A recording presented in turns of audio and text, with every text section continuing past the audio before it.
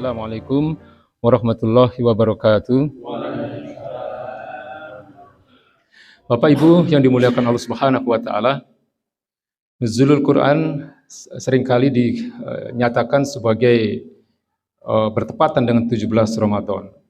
Dalam hal ini memang terjadi perbedaan pendapat ya mengenai sahih tidaknya periwayatan tentang 17 Ramadan sebagai nuzulul Quran yang diyakini sebagai turunnya ayat pertama dari Al-Qur'anul Karim kepada baginda Nabi besar Muhammad SAW, yaitu surat Al-Alaq ayat 1 sampai 5. Ya, lalu apa bedanya dengan Lailatul Qadar? Kalau Lailatul Qadar itu jelas tidak ada perbedaan pendapat bahwa Al-Qur'anul Karim diturunkan pada malam-malam ganjil di 10 malam terakhir di bulan Ramadan, di mana itu adalah merupakan turunnya Al-Quran secara utuh ya dari arsy-Nya Allah Subhanahu wa taala, ya, dari Lauhul Mahfuz ke Baitul Izzah, ke langit dunia.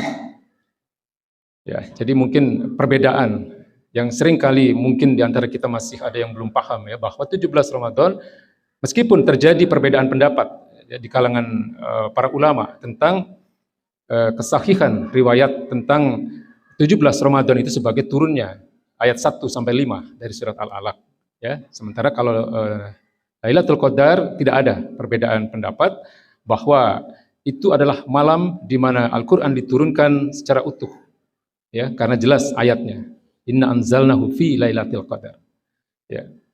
Baik, terlepas dari itu Bapak Ibu yang dimuliakan Allah Subhanahu wa taala, mengimani Al-Quran sebagai firman-firman Allah Subhanahu wa taala itu harus dengan pembuktian ya, harus dengan dalil.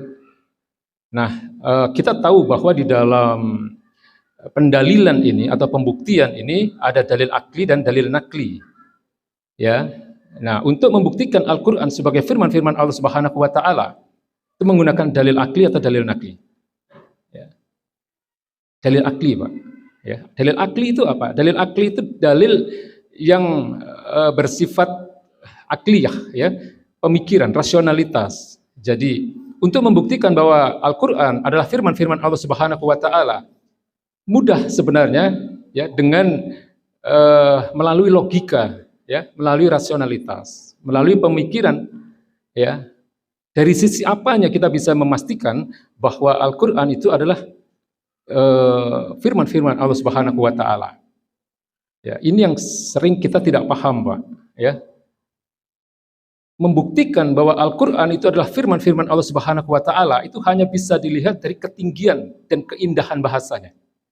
Ya, sayangnya kita ini mayoritas tidak paham bahasa Arab.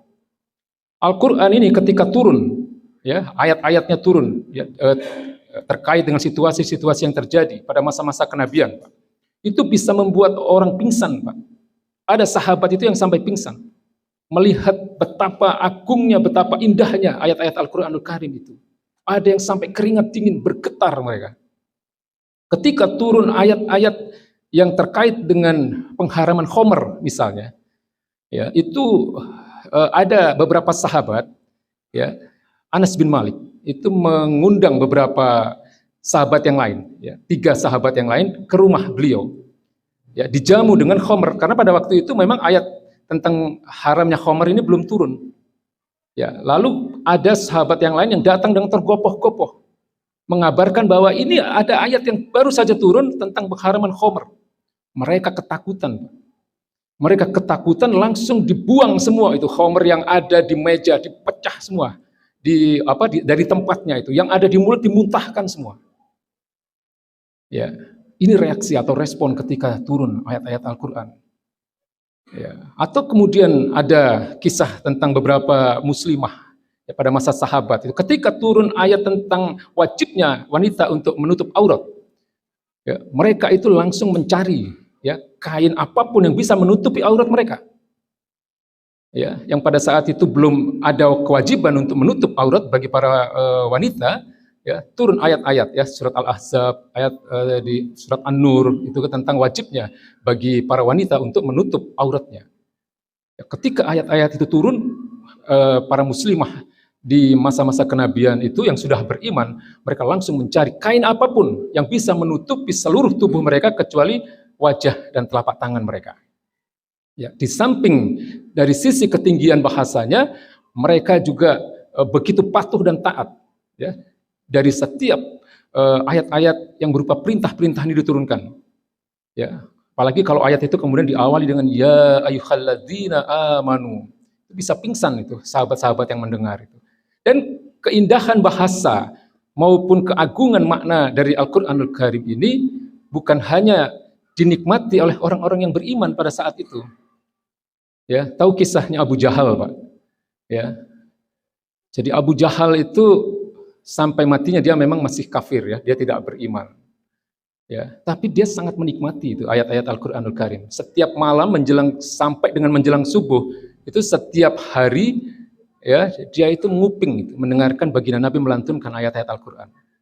Ya, bersama dua orang yang lain, ya ada Al-Akhnas namanya, kafir yang lain pada saat itu, kemudian ada Abu Sofyan, bertiga mereka dari sisi yang berbeda, ya saling tidak mengetahui bahwa mereka bertiga itu pembesar-pembesar Quraisy yang sangat mengagumi bacaan ayat suci Al-Qur'anul Karim yang dilantunkan oleh baginda Nabi Muhammad SAW.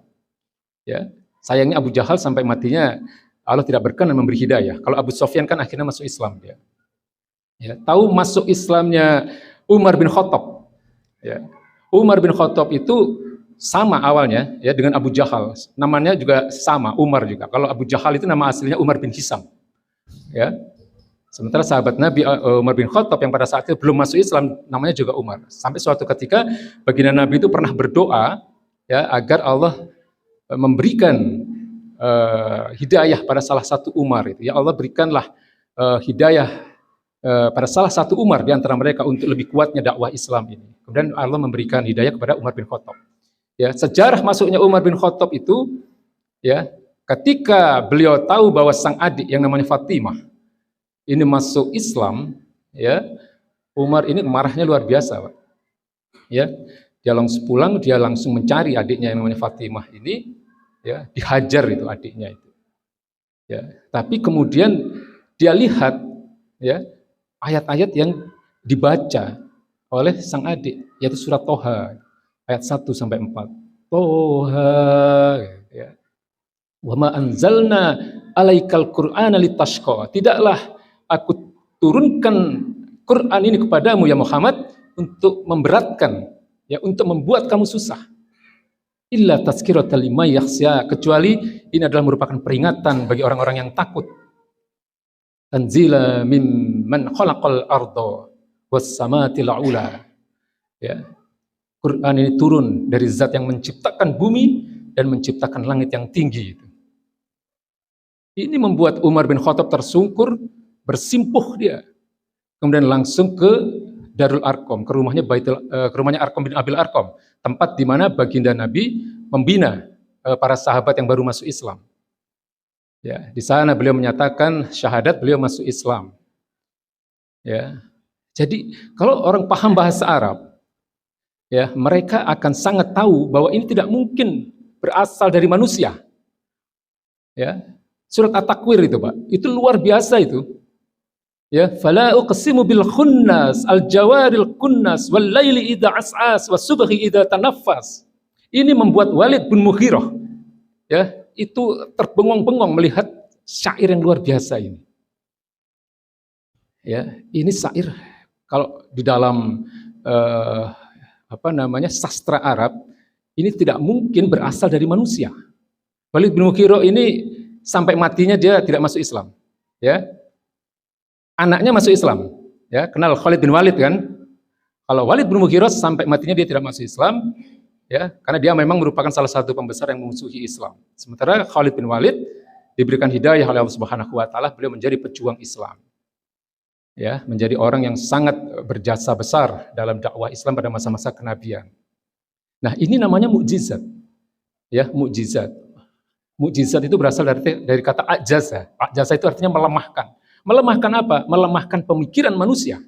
Melemahkan logika manusia.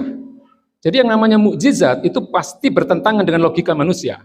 Nah, pada saat itu orang berpikir bahwa para ahli sastra pada masa-masa kenabian itu sudah menciptakan syair-syair yang luar biasa, sementara baginda Nabi membawa ya syair-syair yang jauh lebih hebat mengalahkan kemampuan mereka-mereka itu. Ya. Jadi ini namanya mukjizat. Makanya kalau kita lihat mukjizat para nabi-nabi terdahulu itu semua bertentangan dengan logika manusia. Ketika manusia berpikir bahwa api bisa membakar, maka pada zaman Nabi Ibrahim sifat membakarnya api itu dicabut oleh Allah Subhanahu wa taala sehingga membuat manusia terkagum-kagum melihat hal itu. Ya. Tujuannya apa? Tujuannya agar orang yang membawa mukjizat ini diyakini sebagai nabi dan rasul. Ya, tujuan mukjizat itu adalah agar Allah membuktikan kepada manusia bahwa yang membawa ini adalah seorang nabi dan rasul. Ketika seseorang berpikir bahwa orang yang mati tidak bisa hidup lagi pada zaman Nabi Isa, ya, kemudian Nabi Isa memberikan artinya Allah memberikan mukjizat kepada Nabi Isa, ya, menghidupkan orang-orang yang sudah mati. Ketika orang berpikir tongkat tidak bisa jadi ular, misalnya, ya, pada zaman Nabi Musa dilempar tongkat itu kemudian menjadi ular. Semua bertentangan dengan logika manusia. Nah, tentang Al-Qur'anul Karim ini sayangnya kita kebanyakan tidak paham bahasa Arab sehingga ketika kita membaca Al-Qur'an pada umumnya kita tidak terlalu memahami sisi kemukjizatan Al-Qur'an ini. Ya, tapi alhamdulillah kita bersyukur bahwa dari hari ke hari semakin banyak orang yang mempunyai kesadaran untuk mempelajari Al-Quran, membaca Al-Quran, menghafal Al-Quran. Cuman bedanya dengan para sahabat dan para salafus soleh, ya, pada masa-masa tabi'in, tabi'ut tabi'in, hari ini kita hanya sebatas kepada membaca, menghafal, dan merenungkan kandungan maknanya. Sementara kalau pada masa-masa salafus soleh, ya, pada masa-masa kenabian, sahabat, tabi'in, tabi'ut tabi'in, mereka bukan hanya semangat dalam membaca, mereka bukan hanya semangat dalam mengkhatamkan Al-Quran, pada bulan-bulan Ramadan, mereka bukan hanya semangat untuk menghafal, tapi mereka juga bersemangat untuk menerapkan isi Al-Quranul Karim, ya, mengamalkan. Karena memang Al-Quran itu petunjuk kehidupan, ya, hudan. Maka di dalam Al-Quranul Karim itu tidak ada ayat yang mengatakan bahwa Al-Quran ini adalah qiraatan. Jadi dzalikal kitabu la raiba fihi hudal lil muttaqin.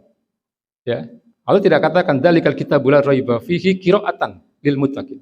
Atau syahrul Ramadan alladzi unzila fihil Qur'an hudan linnas.